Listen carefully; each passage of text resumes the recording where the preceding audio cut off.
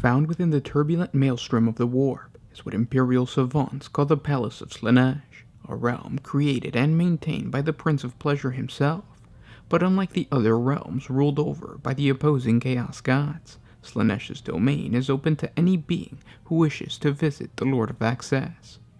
Imperial preachers and cardinals use stories taken from eyewitness descriptions of the Palace of Slaanesh as a way to warn the imperial public about the dangers of temptation. These tales of the palace may be based on real experiences, or may be pure and mad ravings brought on by fever or drugs, but real or imagined, they are powerful tales protecting the simple-minded from dreams of uncontrolled access that corrupts the mind. The stories always describe the prince's domain as a welcoming palace that sits at the center of the Chaos God's territory. It is surrounded by 6 distinct domains arranged in concentric rings, each holding different temptations for those who dare wander through the Dark Prince's realm. In each ring, temptation is used as a weapon more powerful than a chainsword or bolter. The goal of Slaanesh's home is to consume the weak and the dim.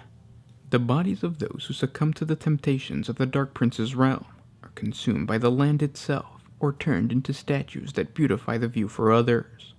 The souls of these lost and damned unfortunates feed Slaanesh's insatiable hunger. He invites them in so that they might sustain him and his realm.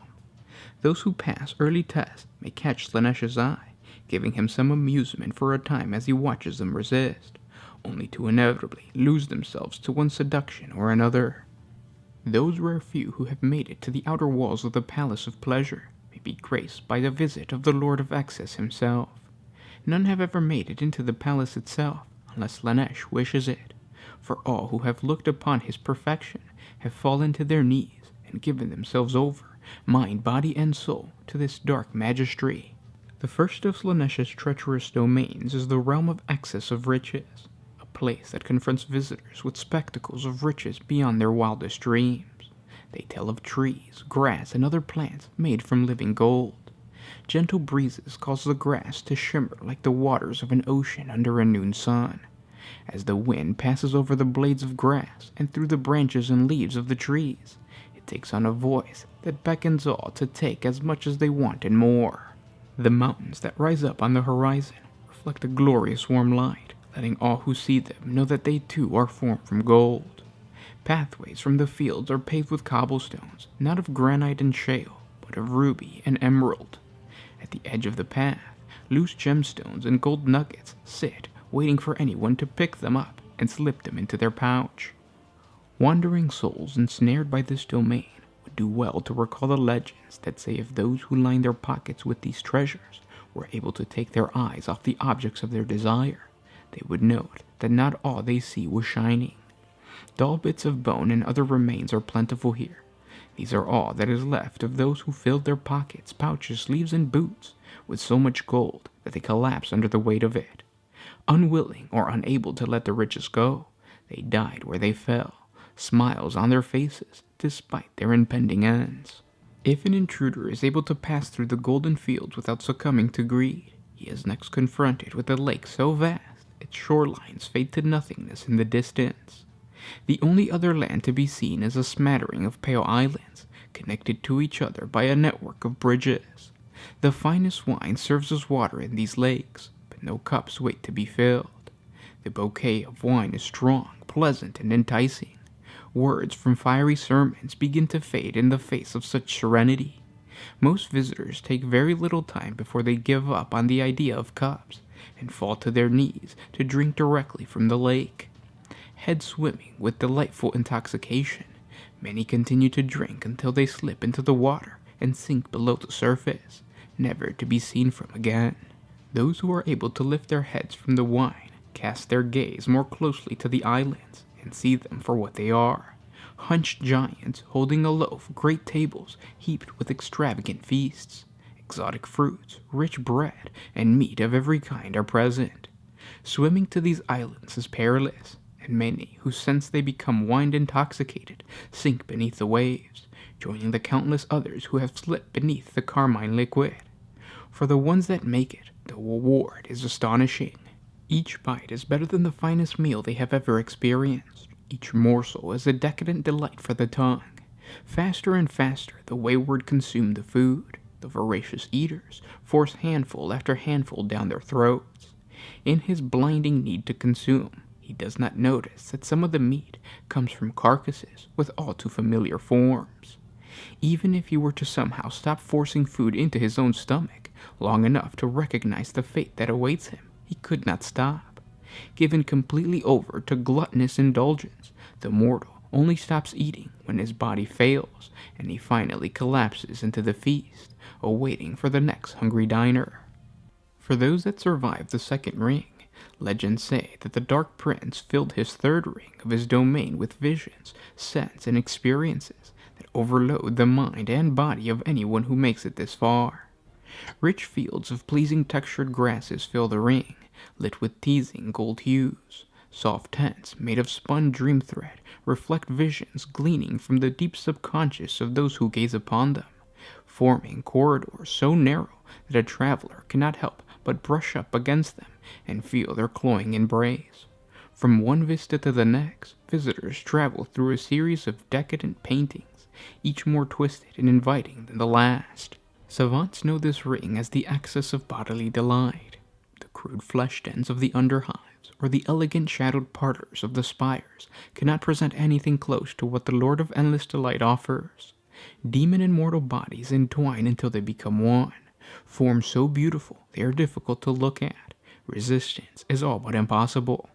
The sights and sounds of the offered pleasures are sufficient to enthrall most who see and hear them. The assault on the senses does not end with these things. The air hangs heavy with intoxicating musk, so rich and pervasive that it penetrates the flesh of all those who pass through it, quickening the heart and opening the senses further than thought possible. Thus stimulated, flesh becomes hypersensitive to even the most gentle breath of air or tender caress. A mortal in this state is easy prey for the purveyors of delight that surround them. Closing in on their now willing victims, demonettes offer comfort with soft, voracious flesh kisses, with razor-fanged mouths, and embraces from piercing claws. If a mortal is able to overcome his cardinal instincts, he moves on to the next ring, the ring of excess of adoration. For each visitor here, the experience is unique, though there are many commonalities. Mass throngs may greet a soldier, cheering his name and erecting statues in his honor. Planetary governors may see themselves establishing such complete order that they gain control of an entire system. Whatever the scenario present to him, the victim of these visions finds it incredibly difficult to pull himself out of the dream. Unlike the dreams experienced when a person sleeps, these illusions do nothing to seem impossible. As soldiers have seen others elevated and have been trained to act for glory. History is filled with tales of governors who have carved out great realms among the stars. These and more offer solidity to the visions encountered, drawing the dreamer further and further into illusionary depths. Only self-doubt gnaws at some, and these are the ones that break free. When they do so, the dream shatters, revealing, if only for an instant, a vast plain of black sludge. Upon it, heaps of bones are buried beneath the bodies of millions of others, standing and lying in the burned ash, still trapped in their own individual delusion. The unsettling image flashes by in an instant, and the traveler is confronted by the traps of the next circle. This next ring is the ring of access of achievement. It appears to be a grand forest with dense clusters of majestic trees that house secluded open areas known as glades. The sound baffling effects of the trees put the mind in an introspective position. The long walk gives it time to wander. The glades are inviting and serene. In the center of each glade is a perfectly still pool that invites the traveler to sit and reflect upon his thoughts. As he stares into the pool, he recalls his accomplishments and dwells on what more he could achieve. Sitting there, lost in thought, the undergrowth of the glade begins to creep in on him. Thorny branches reach towards him, staggering vines descend from the trees, gently coiling around his neck. As he closes his eyes and imagines himself striking down legendary foes, conquering galaxy-spanning civilizations, or negotiating heavily favored warrants of trade, The water of the pool rises up and takes the shape of whatever represents defeat for the dreamer. Sensing something is amiss, the ensnared visitor opens his eyes and is confronted by a vision of shame and defeat, just before the branches of the vines rip off his flesh and choke the air from his lungs. The sound of his final scream, stifled by the lack of air, is a delight for the prince of painful raptures. An incredibly small number of travelers resist the temptation to dream and are spared the torment of confronting their failings.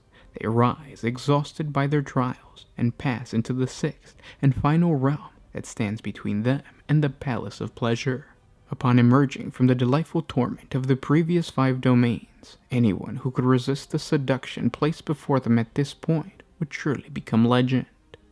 This is the ring of access of repose. Awaiting the beleaguered travelers is a vision of sublime peace. All struggle is surely a thing of the past, all torment a distant memory. Here is a beach of softest sand, warmed by the rays of a golden sun. Gentle breezes push scattered clouds through the perfectly blue sky. Music is carried on those same breezes, soothing the spirit. The ground itself rises up and caresses the body of the weaver wanderer. Cherubims begin to remove armor plates and burdenous belongings, coalescing from the salted mists of the waves that break on the shore. Figures with placid features and soothing hands approach and rub tired muscles. The memories of the arduous journey fade into nothingness. Peace is the wanderer's at last. It is peace eternal, if the will is not strong enough to snap consciousness back to reality. Determination sends the placid apparition screaming back to the sea. Resolve collects the displaced armor and other possessions. Herculean efforts forces the few strongest invaders to rise up and approach the final destination. The palace of pleasure lies ahead, and surely any who could pass through the 6 trials is prepared for what awaits. A determined warrior, demon or mortal, who survived the predations of the 6 circles and their inhabitants, would naturally assume that the palace of pleasure, Slaanesh's residence and seat of power, would be defended with legions of demonettes and fiends. Surely his keeper of secrets would confront any invader that made its way to the Dark Prince's abode. Thick walls must surround the grounds and towers of his great dominion. Slaanesh has no need for such defenses. Any invading force, from a lone space marine to the legions of bloodletters, would find that the only guardians present would be statues of the finest alabaster and perfectly shaped trees. Confused as these warriors might be, nothing can prepare them for the presence of the master of the realm. As the invaders contemplate what they perceived as a lack of defenses, the air stills. Unseen choirs sing, and ears weep at the unholy harmonies. A god emerges from his palace, striding confidently towards the awestruck invaders. The Dark Prince smiles. It is enough to completely disarm any who stand in his presence. They are lost, and they care little of the fact. This, the tale says, is why there are no defensive walls or demonic hordes. There is simply no need. Resistance, in the face of perfection, is not a possibility. What becomes of those thus ensnared is beyond speculation, and more the subject of fevered dreams. Not one soul has trotted upon the grounds of the Palace of Pleasure and returned to tell the tale. Scholars of the obscene and decadent debate not only on the fate of those who get this far, but even the very structure of the grounds and the palace itself. There being no first-hand accounts, who can say for sure what form the citadel takes? Some say the palace is a single humble dwelling, making the appearance of the Lord of Obsession even more grand in comparison. Others say it is the most opulent structure ever conceived, stretching for kilometers in every direction, including upward. Most agree that it must be magnificent. A god of excess and perfection must have a home to match. If this is correct, then the spires of gold and marble surely ring an inner courtyard wherein statues of exquisite realism are placed. These statues might be the final form of those who succumb to the disarming allure of Slaanesh. If so, then their faces would bear absolute joy. These statues would capture forever the perfect moment of grace that one would surely feel in the presence of perfection. It may be that the only inhabitants of the Palace of Pleasure is Slaanesh himself. Perhaps no demons of any kind are required to embellish the inner sanctum. Or it may be that the palace is filled with life, a den of iniquity where decadence unrivaled is played out eternally. Regardless, it is the seat of power for the Lord of Pleasure, the master of painful delight, the god of obsession. It is home to Slaanesh. And those were 40 facts on the Palace of Slaanesh. And I'll talk to you tomorrow. This was Gershwin with One Mind Syndicate signing out. Always